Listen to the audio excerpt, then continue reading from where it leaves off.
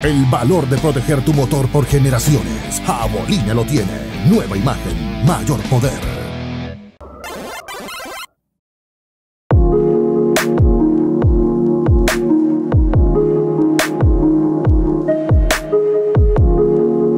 ¿Cómo están? ¿Cómo les va? Un placer, como siempre, tener un Sin Censura más con megas invitados. Últimamente hemos tenido mucho nivel y hoy no es la excepción. Aparte de alguien que nos va a hablar de fútbol, creo que también de otras cositas más en tema a toda su trayectoria que ha tenido en el mundo del deporte. Hablo de mi querido Alfredo Aguilar, presidente de Los Búhos. Así, más conocido ya, todo el mundo Guayaquil Sport no. Los Búhos son. Los Búhos. ¿Cómo les va, Presi? Bienvenido a Sin Censura. Todo muy bien, la verdad que contento de estar aquí, hablar de lo que nos gusta, el deporte, marketing, todo lo que puede mover en la industria económica del país, del mundo del deporte, la verdad que me apasiona.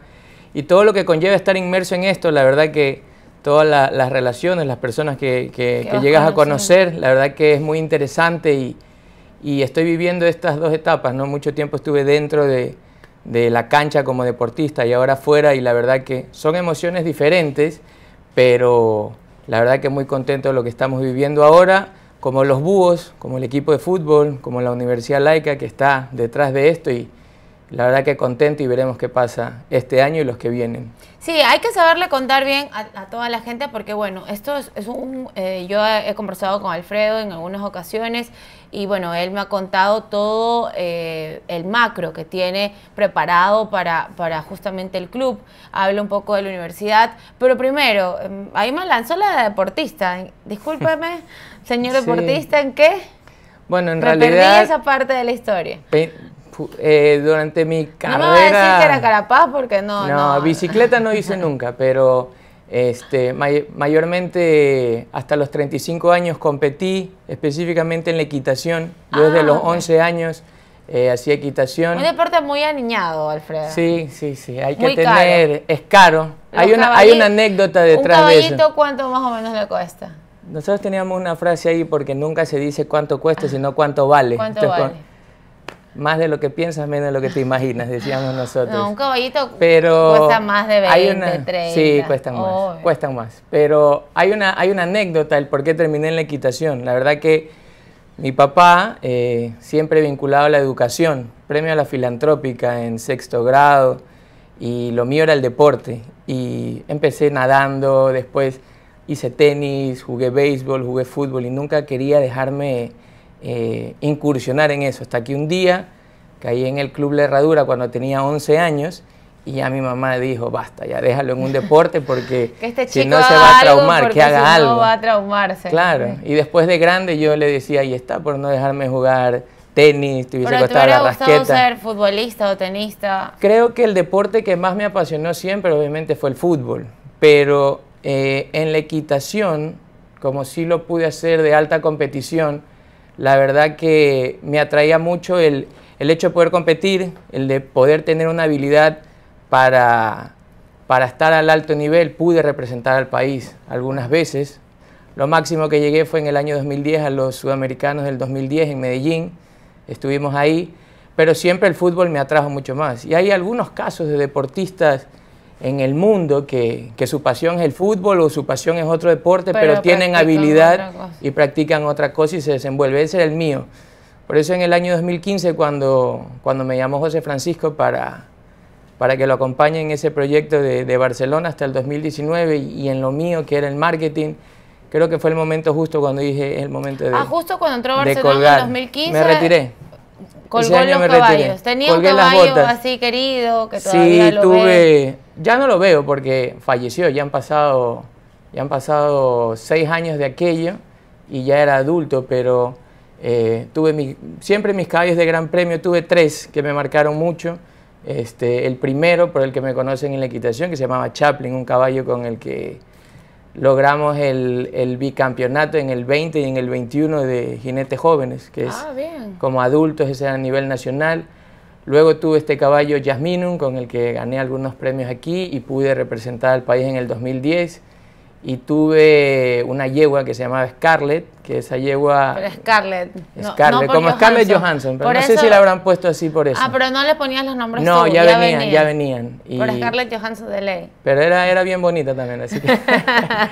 Y logramos el campeonato en el 2011 y lastimosamente esa yegua falleció en el 2012 por un tema intestinal y siempre me quedó esa duda de lo que hubiese llegado a ser esa yegua. Luego de eso ya mi carrera empezó un poco ya como que en declive a estar ahí a nivel nacional y por eso cuando me llamaron me retiré. ¿Y por qué te llamas José Francisco en el 2015? ¿Cuál era el vínculo? El vínculo. Mira, José Francisco siempre estuvo vinculado a mi familia de manera afectiva por mi papá. O sea, mi papá siempre fue el vicerrector de la Universidad Laica, mi abuelo la fundó, y nosotros de pequeños siempre teníamos contacto de manera informal con muchas personas, específicamente de Barcelona, dirigentes, jugadores, porque él era muy aficionado, muy hincha. Siempre fue barcelonista. Siempre fue barcelonista mi papá, mi familia también lo es.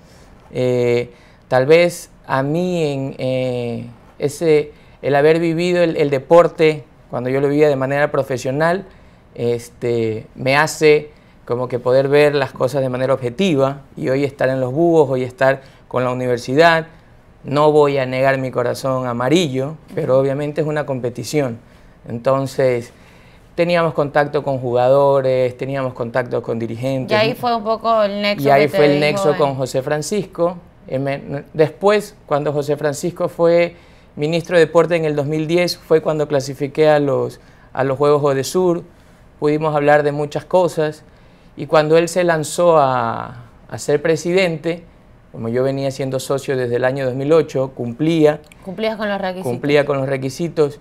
Me llamó primero para ver si quería ser dirigente, si incursionarme en eso. Nunca quise ser dirigente de nada, pero en ese momento el fútbol, Barcelona, lo vi a Barcelona como una marca y dije, quiero incursionar en esto.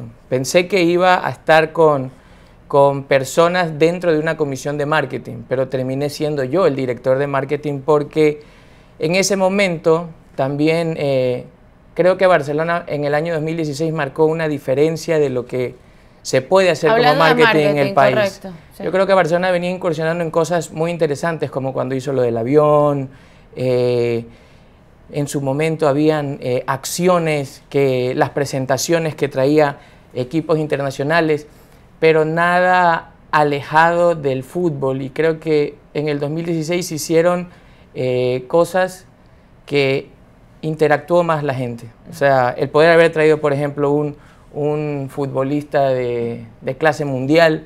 Que ahí empezó todo, ¿no? Con ahí el tema empezó de los todo porque fue nuestra primera primera acción, después los Barcefest, después obviamente muchas acciones con los socios. Y a mí me interesó muchísimo incursionar en ese ámbito del fútbol, en el del marketing.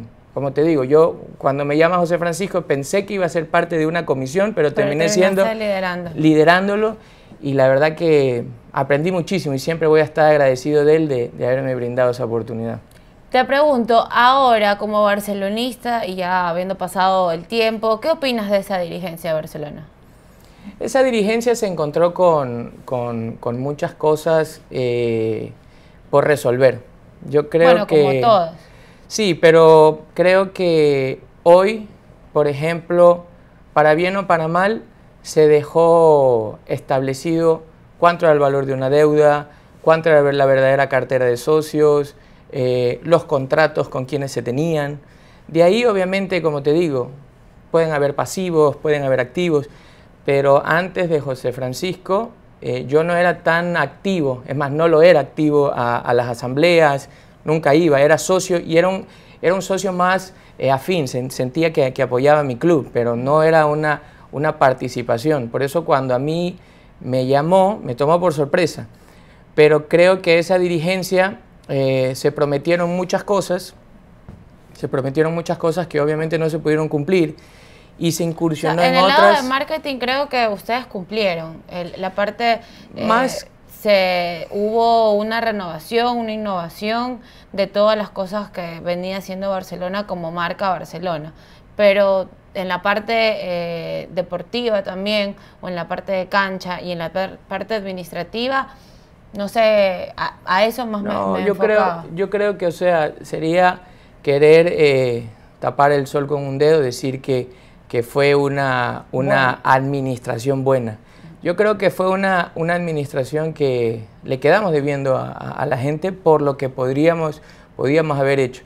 Lo que pasa es que ya con el tiempo, y esto es una opinión muy personal mía, yo creo que un equipo de fútbol es más que eso, es más que el fútbol. Una marca como Barcelona tiene que ver mucho de la gestión comercial que se hace, de las inversiones que se hacen en jugadores y en infraestructura, las relaciones interinstitucionales que se pueden llegar a hacer y los objetivos deportivos que estén a tu alcance. Y cuando digo alcance es en lo deportivo y en lo económico, que creo que es donde Barcelona se ha equivocado en los últimos años, ha apuntado muy grande sin tener el armamento económico para hacerlo y siempre viene acarreando deudas. Por ahí es el equipo que más levanta dinero en este país. Seguro, totalmente. Y entonces eso también de alguna u otra manera hace que se mantenga medianamente estable,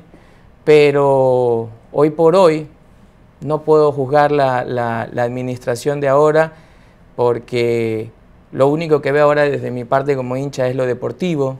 Creo que se ha logrado una estabilidad, esperemos que se mantenga, pero lo único que sí creo que cuando se ofrecen ese tipo de cambios, como el que nosotros ofrecimos, 4 años es muy poco tiempo.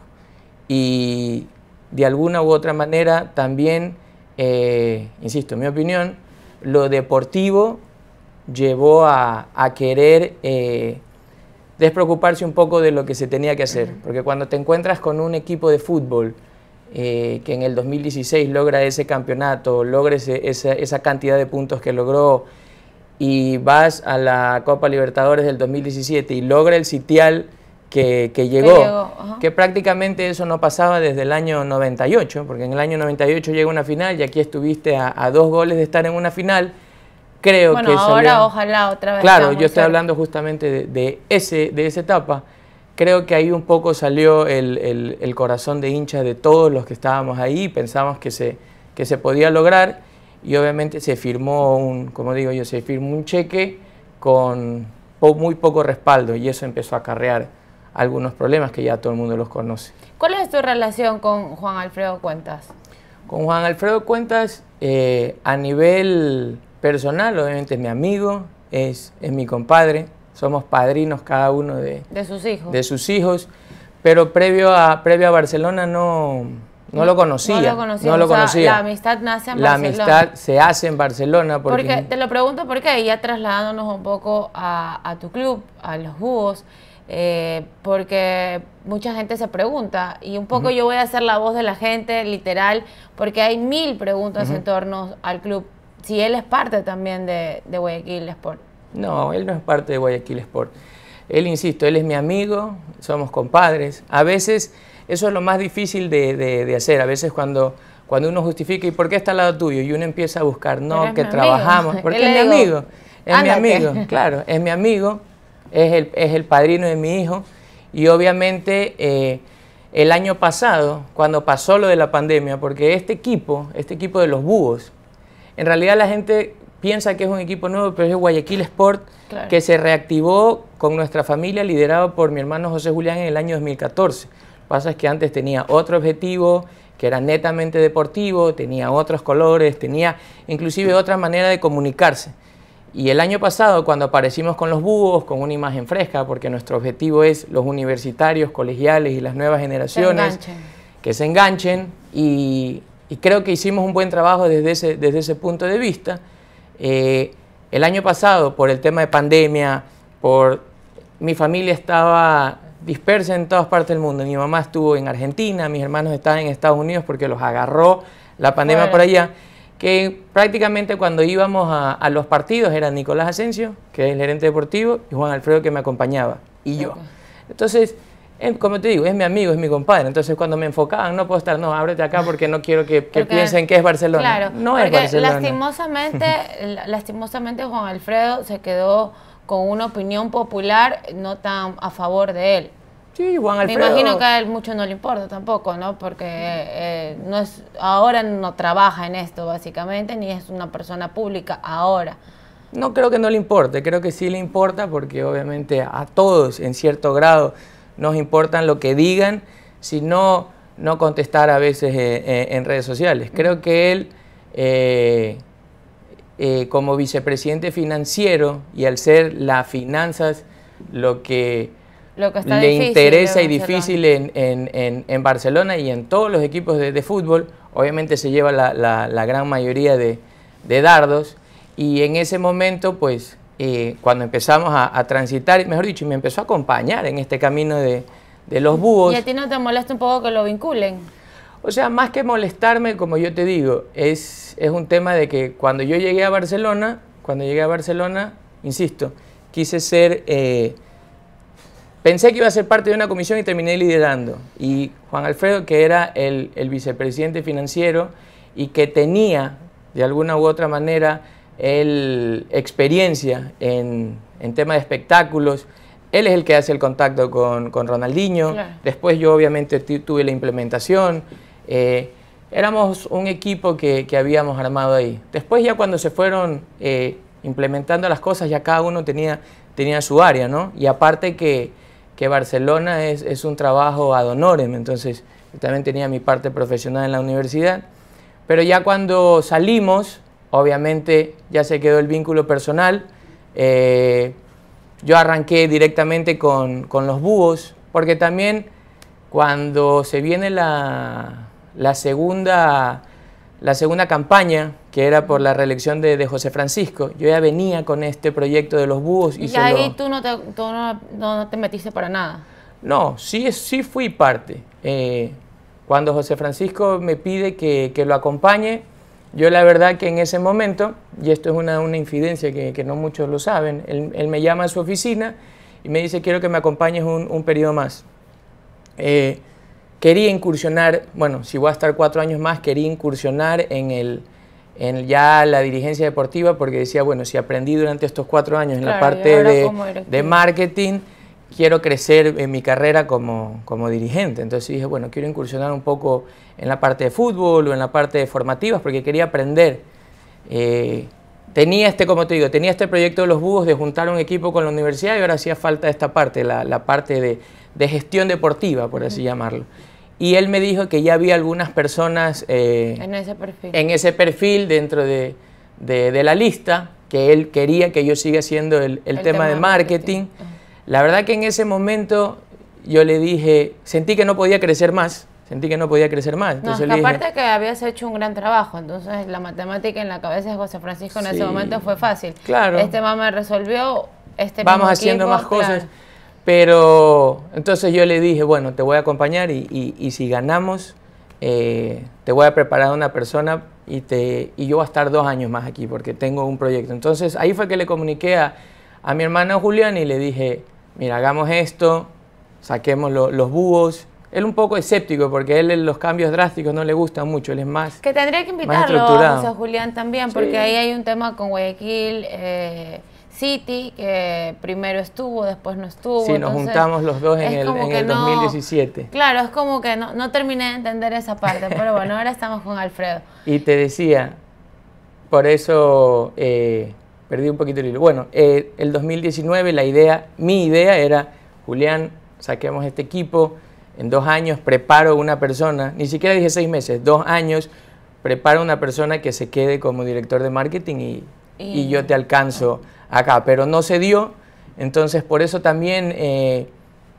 terminé y empecé lo de acá. Todo pasa por algo, dice la gente, pero en realidad para ti personalmente y como institución de una u otra forma mejor, porque pudiste crecer desde el día 0 con tu equipo, con tu idea, con lo que tienen preparado, con todo esto, gran proyecto que tienen ustedes mapeado que se pueda dar y que serían los primeros, porque creo que en algún momento te lo dije también, no existe un club que sea respaldado por una universidad y que esa universidad, sus hinchas, sus estudiantes se sientan parte del club, o sea, se identifiquen futbolísticamente con ellos. Sí hay proyectos en el país. La SPOL tiene uno, la Universidad de San Francisco. Que no esté jugando Serie B. Eso, que no esté de manera profesional.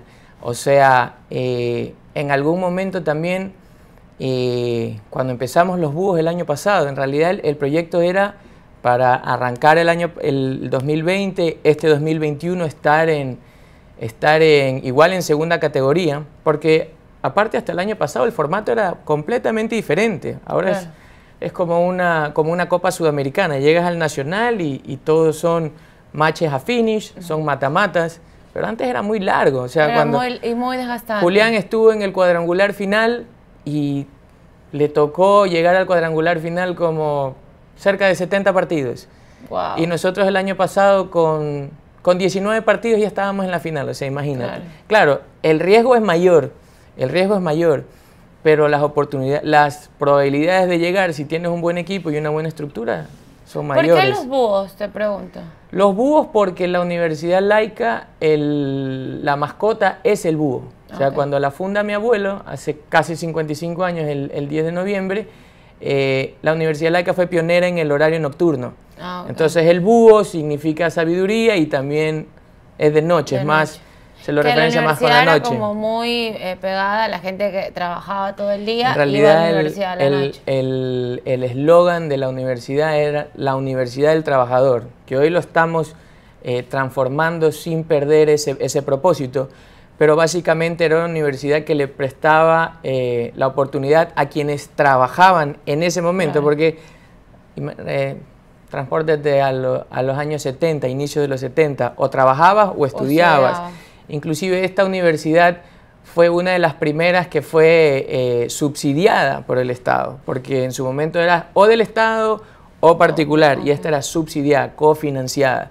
Entonces fue pionera en ese modelo, que hoy ya prácticamente todos lo tienen, el horario nocturno, inclusive hay más, hoy hay más modalidades, prácticamente el 80% del estudiantado trabaja, hoy ya no solamente hay, te diría hasta más, el 90% trabaja, y ya existen ya no el cofinanciamiento, pero sí la diferenciación de pensiones en muchas universidades, dependiendo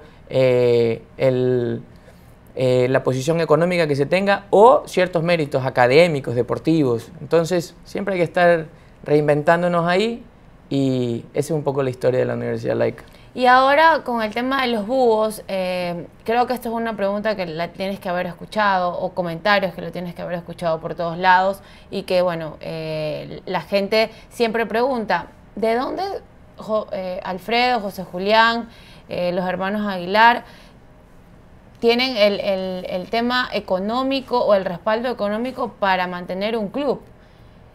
Porque es como un signo de interrogación para muchas personas. ¿De dónde sale? ¿De dónde sale? Sí, mira, ¿y cómo así? Dice la gente. Yo tengo una respuesta que ya la sé, pero te voy a decir a ti para que tú Este año es fácil, este año es el presupuesto. Con matemáticas, con números, claro, para que la gente entienda. Este año es fácil, este año es los derechos de televisión más ciertos auspiciantes que hemos gestionado nosotros.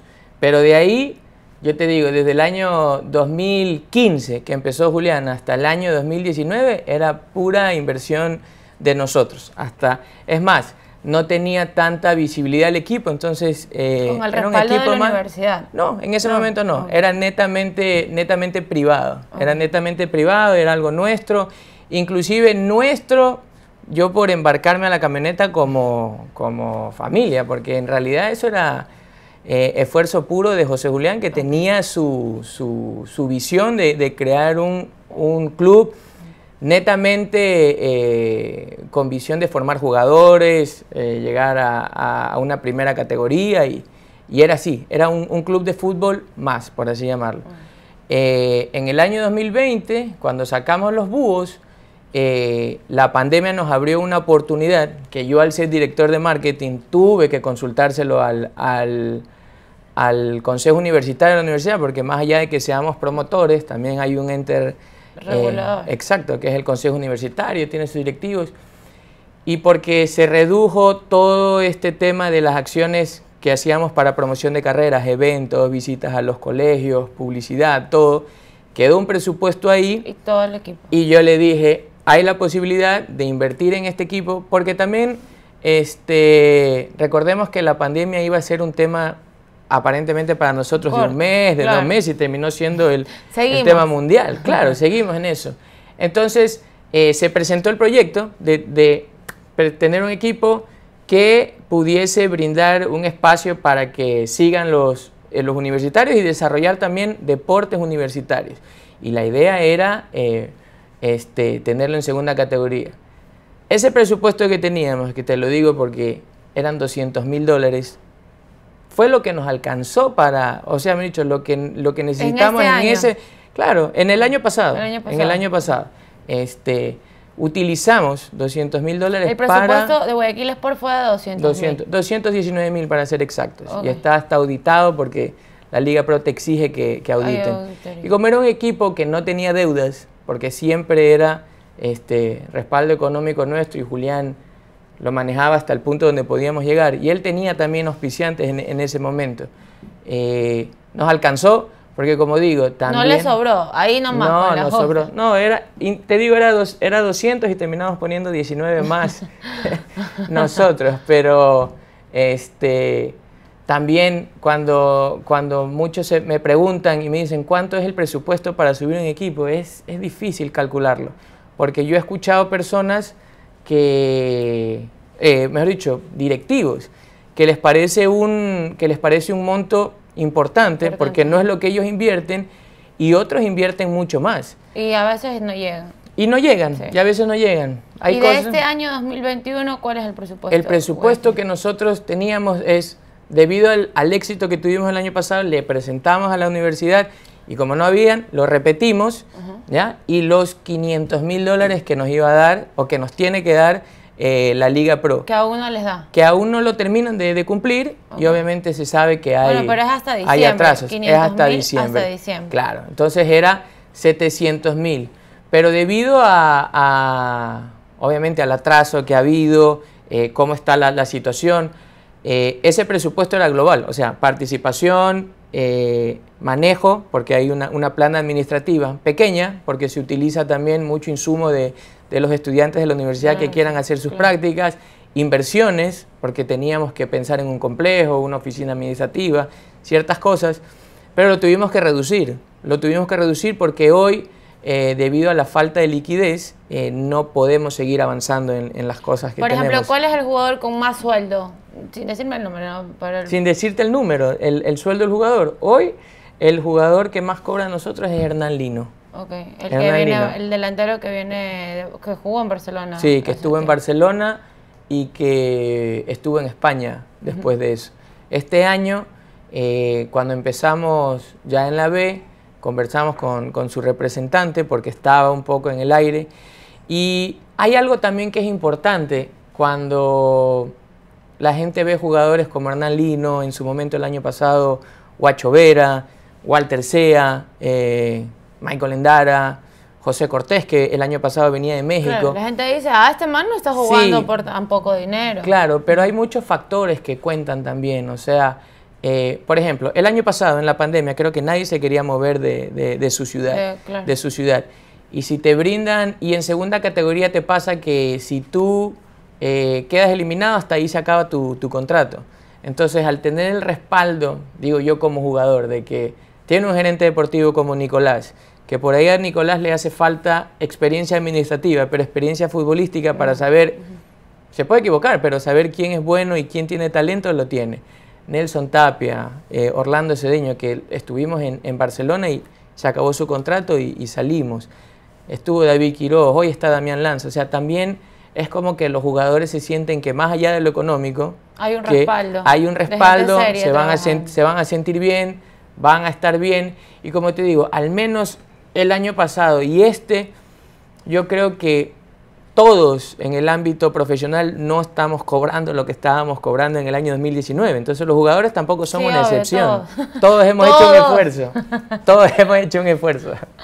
Pero a ti no te molesta como esos comentarios, para mí fuera de lugar, porque la gente habla y opina del dinero de las personas sin saber, sin preguntar, pero no te molesta ciertos comentarios que dicen, no, de ese dinero no sé de dónde sale, como siempre dejando perspicacias. A mí directamente no. A tu familia me sí. molesta cuando hablan, bueno, mi esposa, pero sabes que yo creo que uno tiene que darle esa seguridad, inclusive a tus hijos. Yo tengo hijos pequeños y ellos también ven. Me molesta como sociedad cuando salen ese tipo de cosas. ¿Qué es lo peor que has escuchado? En mi casa, un día estábamos en la playa, en la piscina, y mi hijo viene asustado y me dice, papá, ¿por qué odian tanto a los búhos? Me dice, me da miedo que te pase lo de Efraín Ruales, me dice. O sea, cosas así, ¿no? Que en ese momento lo fácil es decir, a mí no me va a pasar nada y no, pero tienen que ser conscientes, pero eso.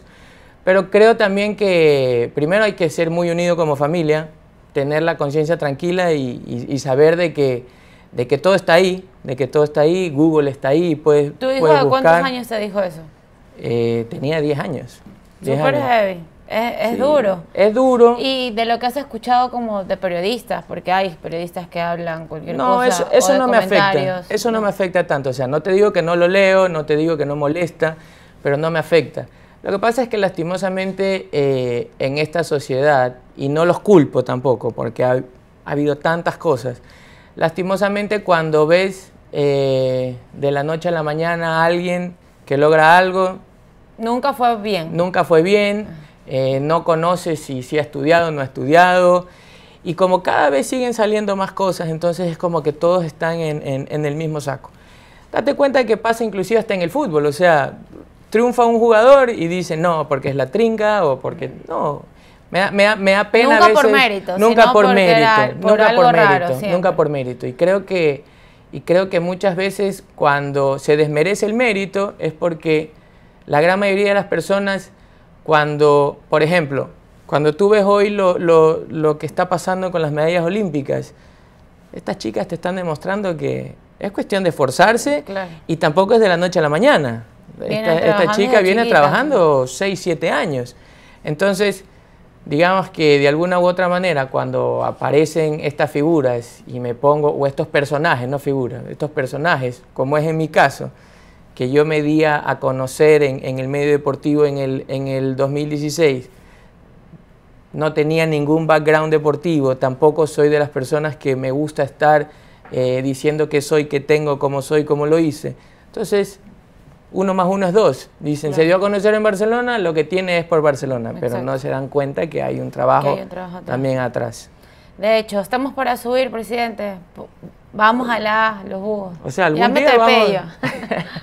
algún día vamos a subir y es el objetivo. Es más, no es el objetivo del 2022. Es el objetivo, 2021, es el objetivo deportivo, pero no es la prioridad. Okay. O sea, no. ¿Y cuál es la prioridad? Mira, la prioridad es tener un equipo que se estabilice para poder desarrollar las demás áreas que tenemos, como las formativas. Hoy ya sacamos la sub-18 y la sub-16, que ahí es como yo te digo, mi aporte al equipo, o a los equipos en los que he estado, que ha sido 2, es más de marketing y comercial, pero a Julián le di un presupuesto, porque él está encargado de la parte formativa, y armó una categoría sub-18 y sub-16 que ganaron el último fin de semana.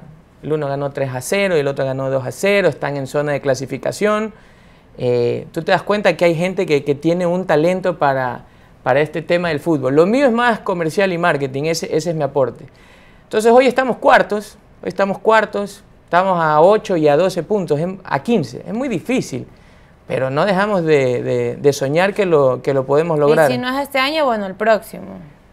¿Qué es lo que pasa? Que creo que, y esto ya no es tanto como dirigente deportivo únicamente, sino que uno tiene que hacer proyectos que no tengan un solo objetivo a mediano plazo. O sea, hoy los búhos, si logran el ascenso, enhorabuena, y van a tener atrás unos jugadores que vienen con nosotros del año pasado, porque el año pasado tenían 19, 20 años, van a tener 20, 21 años en la A, con una cantidad importante de partidos y a nosotros, si llegásemos a esa categoría, obviamente no nos va a tocar invertir mucho porque tenemos nuestro activo que lo hemos desarrollado durante estos 2 años. Si no logramos el objetivo, tenemos un activo que se perfeccionó y con el que vamos a ir a buscar el otro.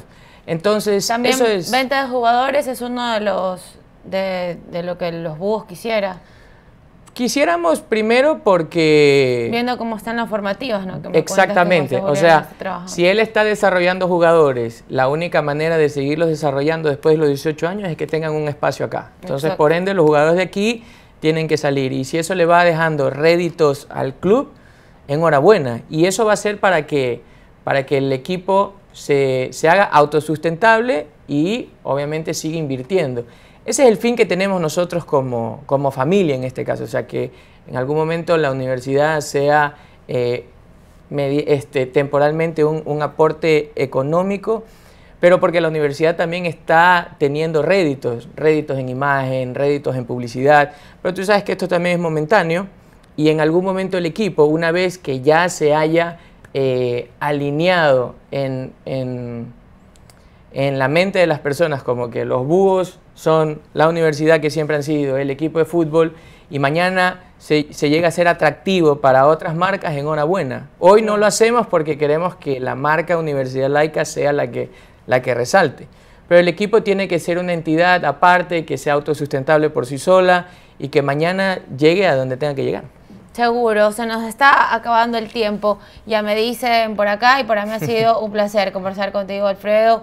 De verdad que la gente tiene que engancharse a esta idea porque es un todo, ¿no? Ya un poco lo explicabas cuál es la idea del equipo, que la universidad esté súper comprometida, que sea un equipo universitario también con ese nombre y que ojalá puedan subir, que creo que, no sé si todos los dirigentes que están en la Serie B quieren ir a la A, porque la A, bueno, genera otros problemas, otros dolores de cabeza. Es difícil. Y todo mucho más grande que en la B te puedes mantener, depende de cuál sea tu expectativa, ¿no? Yo creo que todos los equipos tienen un propósito. Hay unos que tienen lo de formar, hay otros que tienen el de desarrollar espacios porque son clubes, claro, y hay otros que se enfocan mucho en llamémosle así, en la gloria deportiva, porque eso conlleva también a un todo. Exacto. O sea, nunca va a costar lo mismo un jugador que juega a nivel nacional, que juega en una selección o que juega a nivel internacional. Y dentro de eso, no voy a nombrar ninguno porque sería una percepción externa, pero sí hay equipos que prefieren quedarse en su categoría, desarrollar sus jugadores, brindar espacio a su comunidad, a su ciudad. Que sea un club como de paso, que exactamente, ciertos jugadores tengan minutos ahí, pero que no sea un equipo que se vaya como a la gran liga, porque es otra historia. En todo caso, Alfredo, muchísimas gracias. Gracias por venir, gracias por estar acá con nosotros y a todos ustedes que estuvieron ahí de ese lado por acompañarnos. Seguro nos vemos próximamente con otro Sin Censura. Hasta la próxima.